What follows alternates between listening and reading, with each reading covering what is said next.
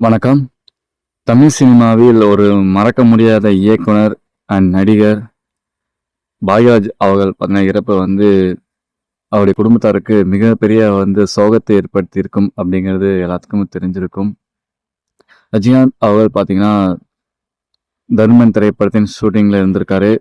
And இந்த மாதிரியான ஒரு இன்சிடென்ட் நடந்த உடனே தெரிஞ்ச உடனே பார்த்தீங்கன்னா இந்த மாதிரி நான் போகணும் அப்படிங்கிற மாதிரி ரஜினிகாந்த் அவர் சொல்லிவிட்டு உடனே பார்த்தீங்கன்னா பாக்யராஜ் அவருடைய இல்லத்திற்கு வந்திருக்காரு, வள்ளுவர் கூடத்திற்கு. பாக்யராஜ் அவருடைய இல்லத்திற்கு வரும்போது பார்த்தீங்கன்னா ரஜினிகாந்த் அவர்களுடைய முகமானது மிகுந்த வாட்டத்துடன் காணப்பட்டிருக்கு. அண்டு மிகுந்த சோகத்தில் இருக்கார் ரஜினிகாந்த் அவர்கள்.